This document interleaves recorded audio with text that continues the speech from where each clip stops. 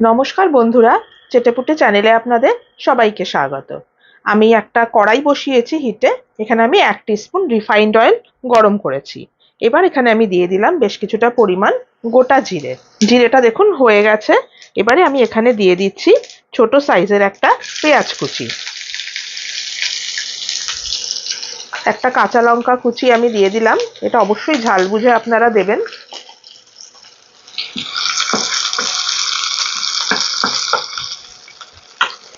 এবার এখানে আমি দিয়ে দিচ্ছি 2 টেবিল স্পুন মতো বাঁধাকপি কুচি। এটা কিন্তু ভাপানো নেই, একদম কেটেই আমি দিয়ে দিলাম। 1.5 টেবিল স্পুন দিয়ে দিলাম ক্যাপসিকাম কুচি, আর দিয়ে দিচ্ছি 1.5 টেবিল স্পুন গাজর গ্রেট করে। এটাও আপনারা এরকম কুচিয়ে দিতে পারেন, কিন্তু আমি দিলাম একটু গ্রেট করে।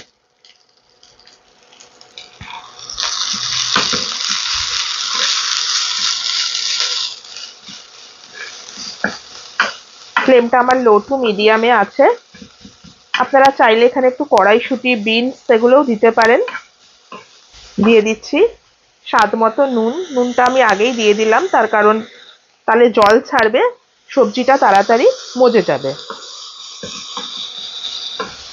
একদম গলা গলা কিন্তু হবে না, ক্রাঞ্চি ভাবটা একটু বজায় থাকবে, এরকম ভাবেই এই সবজিটা রেডি করতে হবে। দিয়ে দিচ্ছি এখানে 1/2 টিস্পুন হলুদ গুঁড়ো। সামান্য একটু পরিমাণ দিয়ে দিলাম চিলি ফ্লেক্স।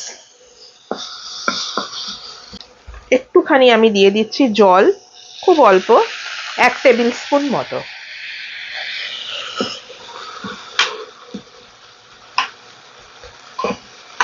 ফ্লেমটা এবারে একদম আমি কমিয়ে দিচ্ছি। একটুখানি সময়ের জন্য আমি ঢাকা দিয়ে রাখছি, 1 মিনিট মতো, তারপর আপনাদের দেখাচ্ছি। দেখুন ঢাকাটা আমি আবার খুলে নিলাম, সবজিটা মজে এসছে। এবার আমি দিয়ে দিচ্ছি 1/2 টিস্পুন অরিগানো। অরিগানো যদি থাকে দেবেন, না থাকলে মিক্স হার্বস থাকলেও দিতে পারেন। এটা আমার প্রায় হয়ে এসছে। এবার আমি দিচ্ছি ওপর থেকে একটুখানি ফ্রেশ ধনেপাতা কুচি।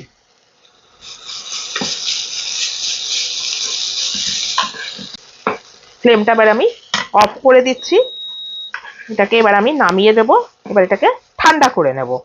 করে নিয়ে চলুন পরের প্রসেসটায় যাই। দেখুন আমি একটা মিক্সিং বোল নিয়ে নিয়েছি। এখানে আমি দিয়ে দিচ্ছি এই 1/2 কাপ পরিমাণ ওটস। এর সাথে আমি দিয়ে দিলাম 1/2 কাপ পরিমাণ সুজি।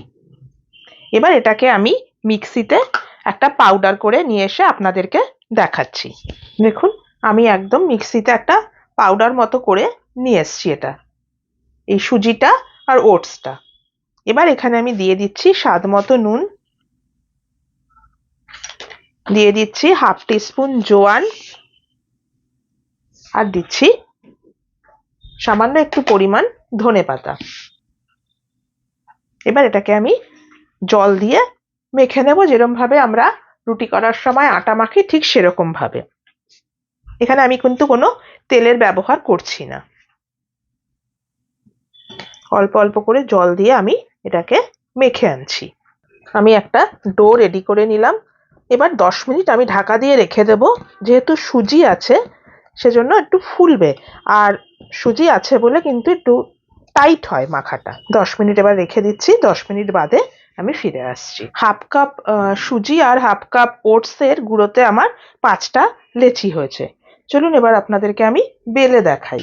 আমি একটু আটা দিয়ে এটাকে বেলে নিচ্ছি।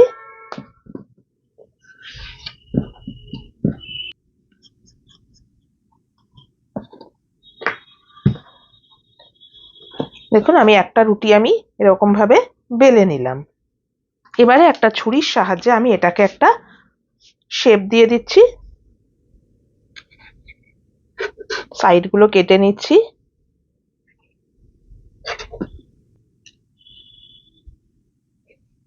শেপটা আপনারা আপনাদের পছন্দ মতো দিতে পারেন। আমি এরকম লম্বাটে টাইপের একটা শেপ করে নিয়েছি।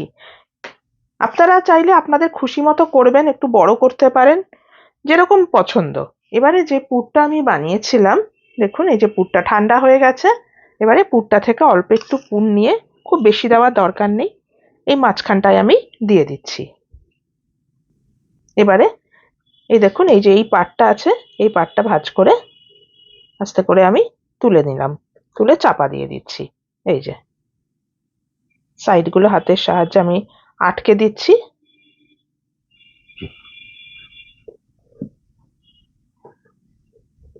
এই যে দেখুন, এরকম দেখতে হবে। একটা কাঁটা চামচের সাহায্যে আমি একটুখানি লক করে দিচ্ছি, এটা ডিজাইনও হয়ে যাবে আবার লকও হয়ে যাবে। এরকম ভাবে সবগুলো রেডি করে আমি ফিরে আসছি। আমি এরকম ভাবে রেডি করে নিয়ে আসলাম। চলুন এবারে আপনাদেরকে এটা আমি ভেজে দেখাচ্ছি। দেখুন, আমি হিটে একটা প্যান বসিয়ে দিয়েছি, প্যানটা গরম হয়ে গেছে। এবার আমি একটুখানি অয়েল ব্রাশ করে নিচ্ছি। এবারে একটা একটা করে এই পিসগুলো আমি ছেড়ে দিচ্ছি। মানে এটা অ্যাকচুয়ালি একটু সেকা সেকা টাইপের ভাজাটা হবে। তেল একদমই প্রায় লাগে না, এরকম ব্রাশ করেই এটা দিতে হবে। চাইলে আপনারা যে আমি পুরটা বানিয়েছিলাম সেখানে একটু ছানার ব্যবহারও করতে পারেন, পেটটা খুব ভরে থাকবে এতে। আমি আস্তে আস্তে উল্টে দিচ্ছি।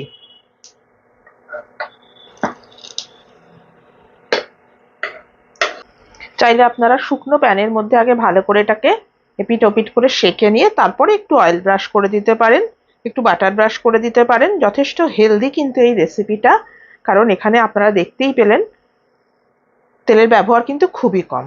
আবার আমি উল্টে দিচ্ছি, একটু সময় নিয়ে এটা করতে হবে। উল্টে পাল্টে আমার এটা ভাজাটা হয়ে গেছে, এটা সেকা সেকা ভাজাটা হবে। এবার আমি এটা তুলে নিচ্ছি, নিয়ে পরের ব্যাচটা রেডি করে আমি আপনাদেরকে এটা সার্ভ করে দেখাচ্ছি। দেখুন বন্ধুরা, রেডি হয়ে গেল আমার ওটস দিয়ে তৈরি এই হেলদি ব্রেকফাস্ট রেসিপি। আপনারা অবশ্যই কিন্তু একবার এটা বাড়িতে ট্রাই করবেন। এটা সত্যি খেতে খুব সুস্বাদু হয়। সস দিয়ে খেতে পারেন, শুধুও খেতে পারেন। সব থেকে বড় কথা, এটা আপনাদের পেটটা কিন্তু অনেকক্ষণ অবধি ভরা থাকবে। আর যখনই খিদে পাবে এটা কিন্তু আপনারা খেতে পারেন। তাহলে কেমন লাগলো আমার রেসিপিটা অবশ্যই কিন্তু আমাকে কমেন্ট করে জানাবেন।